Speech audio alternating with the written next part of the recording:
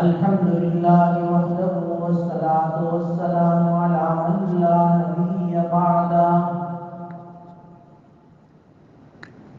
وعلى آله وأصحابه أوفوا عهده وهم مفاتيح الرحمة ومصابيح الغرر وهم كالنجوم في السماء للاهتداء والاقتداء أما بعد فأعوذ بالله من الشيطان الرجيم بسم الله الرحمن الرحيم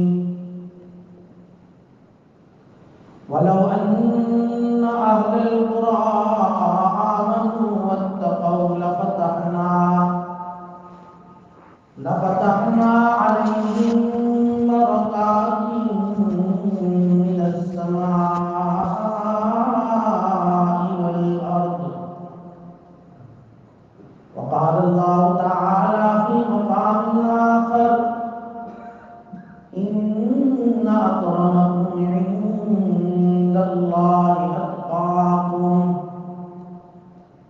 وعن معاذ بن جبل رضي الله تعالى عنه قال قال رسول الله صلى الله عليه وسلم اتق الله حيثما كنت واتبع السيئة الحسنة تمحها وخالق الناس بخلق حسن أو كما قال النبي صلى الله عليه وسلم صدق الله مولانا العظيم وصدق رسوله النبي الأمي الكريم ونحن على ذلك من الشاهدين والشاكرين والحمد لله رب العالمين. معراج پر پہنچے نبی ظاہر ہوئے راز و خفی بولے ملائک سب یہی بلغ العلا بکمالی رضوان نے دی برکر صدا کیا نور ہے صلی علی شمس و قمر ان پر فدا کشفت تجا بجمالی حور خریدی صف بصف تھے جام کوثر کف بکف بولے زرے عز و شرف حسنت جمیع خصالی حق نے گائے بندگان پیارا ہے میرا مہمان یہ صاحب کون و مکان صلو علیہ وآلہ سلام علی خیر الانام وسیدی حبیبی الہ العالمین محمدی بشیر نذیر ہاشمی مکرمی عطوف رؤوف من یسمى بأحمدی. اللهم صل على سيدنا محمد وعلى آل سيدنا محمد وبارك وسلم. واجب الاحترام بزرگ ہو حضرت معاذ بن جبل رضی اللہ تعالیٰ عنہ کی ایک روایت پیش کی. یہ بہت جلیل القدر صحابی ہیں. اللہ کے نبی کو ان پر بہت اعتماد تھا. آپ کے بہت پیارے بہت چہیتے ہیں. اللہ کے نبی صلی اللہ علیہ وسلم نے اپنی حیات میں یمن کا ان کو گورنر بنایا.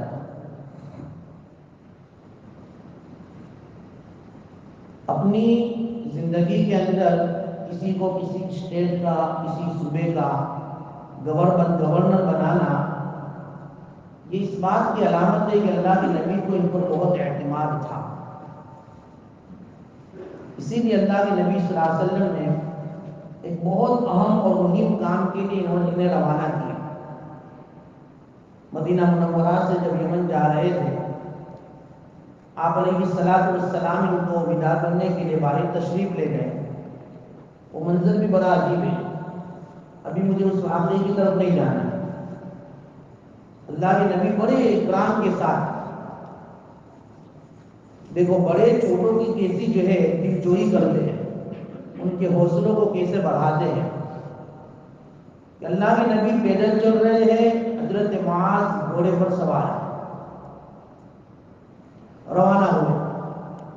بہت ساری نصیحتیں بھی کی، باتیں بھی ہوئی. ان میں سے 3 نصیحتیں اللہ کے نبی نے جو حضرت معاذ کو کی، وہ صرف معاذ کے لیے نہیں تھی، میرے اور آپ کے لیے بھی، بلکہ قیامت تک آنے والے انسان کے لیے. اللہ کے نبی صلی اللہ علیہ وسلم چونکہ جوامع الکلم دیے گئے تھے، آپ کی مختصر باتوں میں بہت سارا علم موجود ہوتا تھا اور بہت ساری باتیں اس کے اندر سموئے ہوئے ہوتی تھی. آپ علیہ السلام نے پہلی نصیحت حضرت معاذ کو کی کہ اتق اللہ حیث ما کنت. معاذ جا رہے ہو نا، جاؤ، دنیا کے جس کونے میں جانا چاہو جاؤ. ابھی تو فی الحال یمن جا رہے ہیں، لیکن ایک بات یاد رکھنا، جہاں کہیں بھی چلے جاؤ اللہ کا در اپنے ساتھ رکھنا. بس صرف یہ کہہ دیا اتق اللہ حیث ما کنت، جہاں کہیں بھی جاؤ. یہ نہیں کہ مسجد میں آؤ تو اتق اللہ، کسی عالم کے پاس بیٹھو تو اتق اللہ، کسی بڑے کے پاس بیٹھو تو اللہ کا ڈر، اللہ کا خوف. اور جہاں ماحول ختم تو پھر جو ہے خدا کا خوف بھی ختم.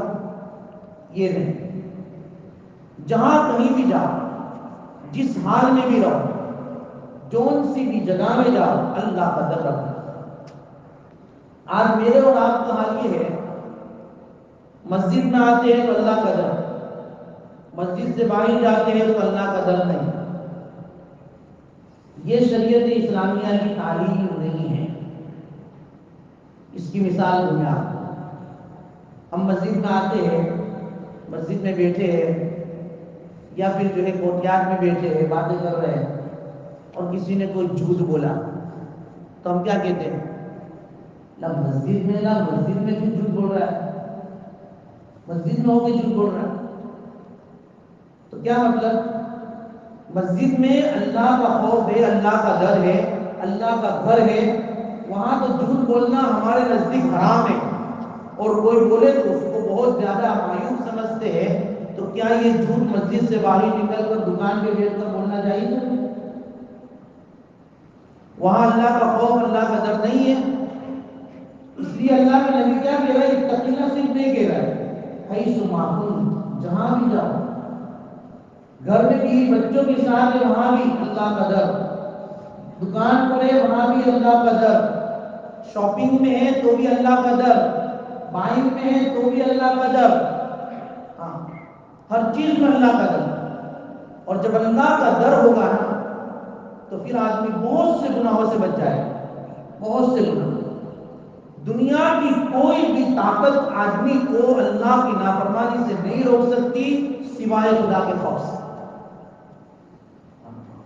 اللہ کا خوف جتنا اندر ہوگا اتنا آدمی گناہوں سے بچے گا. اور جتنا اللہ کا خوف، گناہوں کا، اللہ کا ڈر دل میں اور نہیں ہوگا تو آدمی گناہوں سے نہیں بچ سکتا. وہ پل پر گناہ کرے گا، وہ صرف جو ہے دائیں بائیں دیکھے گا پھر گناہ کر لے گا. نہیں، ہم جو ہے شریعت اسلامیہ کے پابند ہیں. ہم چونکہ مسلمان ہیں، ہم نے اسلام اور مومن ہے، کلمہ پڑھا ہے. اس لیے کلمہ صرف مسجد کے لیے نہیں ہے، کلمہ صرف گھر کے لیے نہیں ہے، کلمہ ہماری 24 گھنٹوں کی زندگی میں آ جائے، اس کی صفات سے ہم متصف ہو جائیں. ہمارا چلنا، ہمارا پھرنا، ہمارا لین دین، ہمارا معاملات، ہمارے معاشرت، ہمارے اخلاق سب جو ہے دین اسلامیہ کے تحت ماتحت ہو. ہمارا کاروبار اسلام کے ماتحت ہو. اگر جنہیں اللہ کا خوف نہیں ہوگا تو یہ ساری چیزوں میں جو اسلام کے شعبے ہیں، چاہے عبادات ہو، چاہے معاملات ہو، چاہے معاشرت ہو، چاہے اخلاقیات ہو، ہر ایک میں گڑبڑ آ جائے گی. ہر ایک میں عبادت میں بھی گڑبڑ آئے گی جب اللہ کا خوف نہیں ہوگا. عبادت بھی ہم صحیح طریقے پر نہیں کر سکیں گے، کیونکہ بنیادی چیز قرآن کریم نے ایک دو جگہ پر نہیں، آپ قرآن پڑھیے کئی سو جگہ پر اللہ تعالیٰ نے تقوی کا حکم دیا ہے. تخلیق انسانیت کو اللہ تبارک و تعالیٰ نے اس تقوی کے ساتھ جوائن کیا ہے. سورہ بقرہ میں ہے کہ یا ایھا الناس اعبدوا ربکم. اللہ نے اپنا مقصد بتایا ہے. یا ایھا الناس اعبدوا ربکم الذی خلقکم والذین من قبلکم لعلکم تتقون. اے لوگو، ہم نے تمہیں جو پیدا کیا ہے، ہم نے تمہیں جو پیدا کیا ہے اور تم سے پہلے جتنوں کو بھی پیدا کیا ہے. کیوں؟ تاکہ تم اپنے پروردگار کی عبادت کرو، اس پروردگار کی عبادت کرو جس نے تمہیں بھی پیدا کیا اور تم سے پہلوں کو بھی پیدا کیا. اور اس عبادت کرتے کرتے کرتے کیفیت تمہاری کیا بنے؟ لعلکم تتقون، تاکہ تم متقی بن جاؤ. تمام عبادت کی چاہت اور تمام عبادت کا لب لباب یہ تقویٰ ہے، خوف خدا ہے. تم نماز پڑھو، تم روزہ رکھو، تم زکات دو، تم حج کرو، ہر ایک عبادت کے پیچھے لعلکم تتقون، تاکہ تمہارے اندر تقویٰ آ جائے، تمہارے اندر خوف خدا آ جائے. تقویٰ جب نام آتا ہے تو آدمی گھبرا جاتا ہے. تقویٰ تو یار بڑے بڑے لوگوں کا کام ہے، بڑے بزرگوں کا، بڑے عالموں کا، بڑے مفتیوں کا، ان کا کام تقویٰ ہے. ہمارے جیسوں کا کوئی نہیں. اللہ تبارک و تعالیٰ نے بار بار تقوی کا جو حکم دیا ہے نا، وہ اس لیے دیا ہے کہ وہ تقویٰ آسان ہے. اور اللہ تعالیٰ جس احکام کا بندوں کو مکلف بناتے ہیں نا، وہ احکام اور وہ حکم آسان ہوتا ہے. اللہ تعالیٰ ایسا حکم بندے کو دیتے ہی نہیں ہے جو اس کے بس میں نہ ہو، جو پاسبل نہ ہو، ایسا دیتے ہی نہیں. جو اللہ تبارک و تعالیٰ پاسبل ہوتا ہے، جو آدمی کے لیے جو ہے اس کا کرنا آسان ہوتا ہے، وہی حکم دیتے ہیں. اس لیے تقوی کے درجے بتائے کہ تقوی کا پہلا درجہ تو یہ ہے کہ آدمی کفر سے اور شرک سے بچ جائے. اور آدمی بچتا ہے، کفر سے بھی بچتا ہے، شرک سے بھی بچتا ہے. تو یہ تقوی کا پہلا درجہ ہے. اور تقوی کا پہلا درجہ ہر مومن کو حاصل ہے کہ ہر مومن شرک سے بچتا ہے، ہر مومن کفر سے بچتا ہے، تو وہ متقی ہے. الا ان اولیاء اللہ لا خوف علیہم ولا هم يحزنون الذین آمنوا وكانوا يتقون. مومنین جو ہوتے ہیں وہ تقویٰ جو شرک سے اور کفر سے بچتے ہیں. یہ تقوی کا پہلا درجہ ہے. اسی لیے تقوی کی جہاں حکام ہے وہاں یہ کہا کہ فاتقوا اللہ ما استطعتم. اللہ سے ڈرو جتنا تم سے ہو سکے. تم پریکٹس تو کرو، کوشش تو کرو اللہ سے ڈرنے کی. پھر دیکھو اللہ تعالیٰ تمہارے لیے کیسی راہیں کھولتے ہیں. والذین جاہدوا فینا لنہدینہم سبلنا.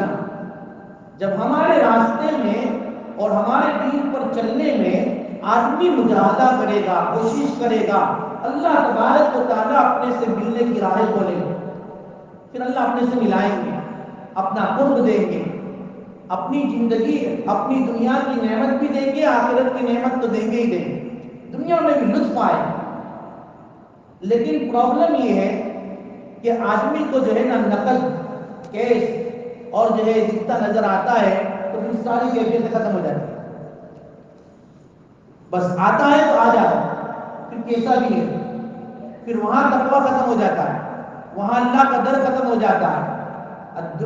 جو ہے حب الدنیا راس کل خطیئۃ. اللہ کے نبی نے جو فرمایا، دنیا کی محبت تمام برائی کی جڑ، تمام گناہوں کی جڑ اس دل میں دنیا کی محبت کو نکالنا ہے، اللہ کی محبت کو داخل کرنا ہے۔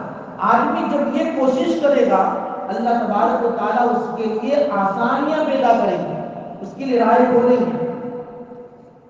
تقوی کا دوسرا درجہ بتایا کہ بھئی صغیرہ اور کبیرہ گناہوں سے آدمی بچے، جتنے بھی گناہ ہیں گناہ کے کام سے بچ جائے، یہ تقوی کا دوسرا درجہ ہے۔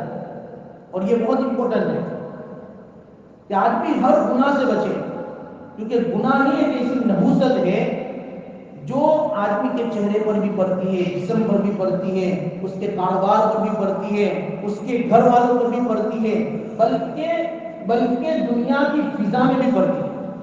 تفسیر کی کتابوں میں لکھا ہے کہ دنیا جب اللہ نے بنائی بڑی سبز و ساداب تھی، جس درخت کے پاس کھڑے ہو جاتے تھے وہ درخت ہرا بھرا ہو جاتا، جس گھاس کے پاس جاتے وہ گھاس ہری بھری ہو جاتی۔ لیکن سب سے پہلے قابیل نے جب حابیل کو قتل کیا نا، مرڈر ہوا، مرڈر اس کائنات میں، اس روئے زمین پر، تو یہ قتل کی نحوست سے اس نے کہا مفسرین نے کہ یہ دریا کا پانی بھی میٹھا تھا، یہ درخت بھی جو ہے ہرے بھرے تھے، لیکن قتل کی نحوست سے، دیکھو گناہ کی نحوست، اس گناہ کی نحوست سے دریا کا پانی کھارا ہو گیا۔ یہ درخت جو ہرے بھرے تھے اس کے اندر خشکی آنی شروع ہو گئی، اور جو پھول تھے اس میں کانٹے آنے شروع ہو گئے۔ یہ جو ہے گناہوں کی نحوست سے دنیا کی چیزوں میں انقلاب ہے۔ اس سے معلوم ہوتا ہے کہ گناہ کی نحوست اتنی خطرناک ہوتی ہے جو آدمی کے چہرے پر بھی پڑتی ہے، اس کے جسم پر بھی پڑتی ہے، بلکہ کائنات کے ہر ذرے پر اس کی نحوست کا اثر جو ہے نمایاں ہوتا ہے۔ اور یہ ہم کو معلوم ہے، ہم تجربہ بھی کرتے ہیں کہ جب گناہ ہوتے ہیں تو اس گناہ کی نحوست سے آدمی کو کتنے پرابلمز کھڑے ہو جاتے ہیں، آدمی کتنی پریشانیوں میں مبتلا ہو جاتا ہے۔ اللہ بڑے امتحان لیتے ہیں، پھر آدمی سچی پکی توبہ کر لیتا ہے اور اللہ تبارک و تعالیٰ سے رجوع کر لیتا ہے، گناہوں کی معافی مانگ لیتا ہے، پھر اللہ تبارک و تعالیٰ تھوڑا پرکھتے ہیں، پھر پرکھنے کے بعد پھر راہیں کھولتے ہیں، پھر ایسی کھولتے ہیں کہ اس کو جو ہے ہم کو گمان بھی نہیں ہونا۔ حدیث میں من لزم الاستغفار جعل اللہ له من كل ضيق مخرجا ومن كل هم فرجا ورزقه من حيث لا يحتسب۔ آدمی جب گناہوں پر التزام کرتا ہے، استغفار کا توبہ کرتا ہے، اللہ تعالیٰ سے معافی مانگ لیتا ہے، تو پھر اللہ تبارک و تعالیٰ اس کے لیے ہر تنگی میں راستہ کھولتے ہیں، ہر پریشانیوں کو دور کرتے ہیں، اور رزق، روزی، اس کی آمدنی، انکم اللہ ایسی جگہ سے کھولتے ہیں کہ اس کو جو ہے گمان بھی نہیں ہوتا کہ یہاں سے بھی روزی آ سکتی تھی، ایسی روزی آتی۔ لیکن شرط یہ ہے کہ آدمی استغفار کرے، گناہوں سے بچے، نہ یہ کہ آدمی حالات میں گناہوں کے اندر مبتلا ہو۔ آدمی جو ہے بزنس میں بیٹھا ہے، ابھی جو ہے بزنس ہو نہیں رہا ہے، کیونکہ اس کی دکان بہت چل رہی ہے، میری نہیں چل رہی ہے، چلو کچھ پلاننگ کرتے ہیں، اور اس پلاننگ کے اندر بھی شیطانی پلاننگ ہوتی ہے، چوری ہوتی ہے، ڈکیتی ہوتی ہے، دھوکہ دینا ہوتا ہے، دھوکہ کھانا ہوتا ہے، یہ ساری چیزیں آتی ہیں۔ پھر آدمی پھر گناہوں میں مبتلا ہو کر وہ پھر یوں سمجھتا ہے کہ میں نے چوری کر لی، میں نے جو ہے دھوکہ دے دیا، میں نے کسٹمر کو اس طرح کر دیا، تو اب میرے دکان چلنے لگی، تو یہ سمجھتا ہے کہ اللہ کی مدد ہے۔ یہ اللہ کی مدد نہیں ہے، اللہ کی طرف سے ڈھیل ہے، ڈھیل۔ دیکھو قرآن کریم نے نبیوں کو خطاب کر کے کہا کہ یا ایھا الرسول کلوا من الطیبات واعملوا صالحا۔ اعمال کا جو دار و مدار ہے نا، اعمال کے کرنے کا دار و مدار وہ خاص طور پر انکم میں ہے۔ یاد رکھو، تمہاری انکم آنے والی جو ہے، تمہارے پاس جو منی ہے وہ کس راستے سے آتی ہے، اس کو ذرا برابر دھیان سے دیکھو، کہیں حرام طریقے سے تو نہیں آ رہی ہے۔ اگر حرام طریقے سے آ رہی ہے تو وہ روزی تم کو نیک عمل پر نہیں کھڑا کرے گی، وہ بہت ساری مصیبتوں کو لے کر آئے گی۔ ظاہر کہ تم کو بہت جو ہے ٹپ ٹاپ نظر آئے گا، دکان بھی بھری ہوئی نظر آئے گی، کسٹمر کی آمد اور رفت بھی بہت زیادہ لگے گی، لیکن اگر اس میں جو ہے گول مال ہے اور اس میں آمدنی کے اندر ذرہ برابر بھی جو ہے شریعت کا لحاظ اور پاس نہیں ہے، یاد رکھو کہ یہ وبال جان بن کر آ رہی ہے۔ یہ آمدنی اور یہ انکم ہمارے لیے بہت بڑا خسارہ ہے، دنیا میں بھی آخرت میں بھی بہت بڑا خسارہ۔ حضرت امام ابو حنیفہ رحمۃ اللہ علیہ بہت بڑے بزنس مین تھے، حالانکہ ہمارے امام ہیں، اتنی جو ہے بڑی تجارت تھی ان کے کپڑوں کی۔ ان کا جو پارٹنر تھا عبد الرحمان نام تھا ان کا، ان کو ایک مرتبہ انہوں نے کپڑے کا تھان دیا اور کہا کہ بھائی دیکھو اس کو بیچ دینا، لیکن پھر بتا دیا کہ دیکھو اس میں کچھ پرابلم ہے، ہوگی یہ پرابلم ہے، اس کے جو ہے تھوڑے ریسے نکلے ہوئے ہیں، جس کسٹمر کو دے تو پہلے بتا دینا کہ بھائی یہ پرابلم ہے، اس کی وجہ سے اس کی قیمت کم ہے، اس لیے ہم اس قیمت میں اس کو فروخت کر رہے ہیں، آپ کو اگر جو ہے راضی ہو تو آپ لے جاؤ ورنہ نہیں۔ انہوں نے کہا ٹھیک ہے۔ اب بہت دیر تک وہ جو ہے مال پڑا ہوا ہوگا اور ایک کسٹمر کو انہوں نے لے لیا۔ حضرت امام حنیفہ رحمۃ اللہ علیہ نے اس کے متعلق پوچھا کہ وہ تھان بھی کہاں بک گیا، آپ نے کسٹمر کو بتایا تو اس کا ہے کہ وہ تو بتانا بھول گیا، میں بھول گئے، یہ نہیں کہ اس کو جو ہے کہتے تھے کہ میں نے تو آج اس کو عزت بنا دیا اور پھر اس کو کمال گناہ کرے اور کمال سمجھے۔ بتاؤ دنیا میں کیا رہا ہے؟ آج آدمی کسی کو دھوکہ دیتا ہے اس کو بھی کمال سمجھتا ہے کہ میں نے آج دھوکہ دے دیا، میں نے جو ہے فلاں چیز اتنے میں دے دی، یا اتنی عیب دار تھی لیکن اس کو بتایا نہیں اور دے دیا اور خوش ہوتا ہے۔ یہ تو جو ہے گناہ در گناہ۔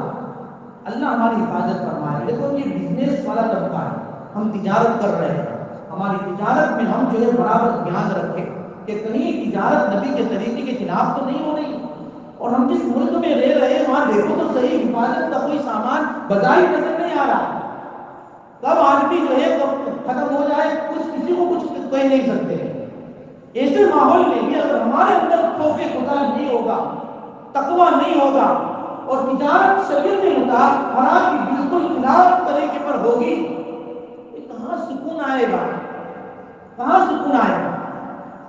اور اگر وقتی طور پر مال آ بھی گیا، وقتی طور پر بنگلے بن بھی گئے، اچھی اچھی گاڑیاں ہم نے خرید بھی لی، یہ تمہاری نسلیں تم کو معاف نہیں کرے گی، یاد رکھنا۔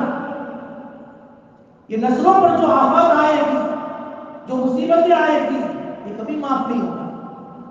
پھر وہ روئے گی اور کہے گی کہ یہ ایسا چھوڑ کر گئے تھے جو ہمارے لیے وبال جان بن گئے۔ اس لیے کثرت کے پیچھے مت پڑو، برکت کے پیچھے پڑو، اللہ سے برکت لو، حلال روزی مانگو اور حلال روزی کی انتظام میں تگ و دور کرو، کوشش کرو، تجارت کرو۔ اللہ کے نبی نے کی ہے، صحابہ نے کی ہے، ائمہ نے کی ہے، تجارت منع نہیں ہے، لیکن تجارت شریعت کے مطابق کرو، خوف خدا رکھ کے کرو، دیکھو پھر اللہ تبارک و تعالیٰ دنیا اور آخرت میں کیسے چمکا کرے۔ تجارت میں بہت جو ہے احتیاط کا معاملہ ہے، اسی لیے حلال تجارت پر اور جو ہے حلال طریقے سے جو تجارت کرنے والے تاجر ہیں، اللہ کے نبی نے اس کو تاجر الصدوق الامین مع النبیین والصدیقین والشہداء والصالحین کہا ہے کہ جو سچائی کے ساتھ تجارت کرتا ہے، امانت داری کے ساتھ تجارت کرتا ہے، کل قیامت کے دن وہ نبیوں کے ساتھ ہوگا، وہ صدیقوں کے ساتھ ہوگا، وہ شہیدوں کے ساتھ ہوگا۔ اور اس کے برخلاف اگر تجارت سچائی کے ساتھ نہیں ہے، امانت داری کے ساتھ نہیں ہے، بلکہ جو ہے بے امانتی سے ہے اور جو ہے برابر دھوکے سے تجارت ہو رہی ہے، آنے والے کسٹمر کے ساتھ بھی دھوکا، اور جو ہے کہاں سے مال آ رہا ہے، کہاں جا رہا ہے، کس کو دیا جا رہا ہے، کس سے لیا جا رہا ہے، کوئی اس کی انویسٹیگیشن نہیں ہے، بس جہاں سے آ رہا ہے تو یاد رکھو کہ یہ مال ہمارے لیے وبال جان بنے گا۔ اور یہ کب ہوگا بزرگوں؟ جب خوف خدا نہیں ہوگا تو پھر اس طرح ہوگا، اور جب اللہ کا ڈر ہوگا آدمی بہت بچے گا، بہت بچے گا۔ تو دوسرا جو درجہ تقوی کا ہے نا، وہ معصیات کو چھوڑنے کا ہے، گناہ کو چھوڑنے کا ہے۔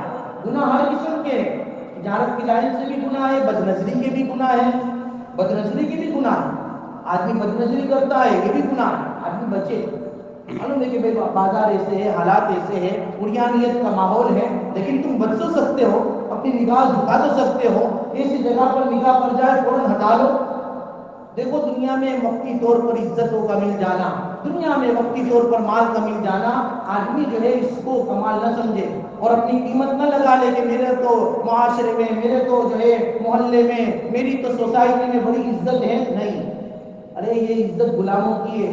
غلام اگر غلاموں کی قیمت لگا لے تو غلام کو بہت زیادہ پکڑ نہیں کرنا چاہیے. غلام کی قیمت اگر آقا لگائے، اگر ہمارا مالک ہمارا قیمت کل قیامت کی دن لگا لے تو ہم کامیاب ہیں. علامہ سید سلیمان ندوی رحمۃ اللہ علیہ یہ شعر بہت کثرت سے پڑھا کرتے تھے، ہم ایسے رہے یا کہ ویسے رہے، وہاں دیکھنا ہے کہ کیسے رہے.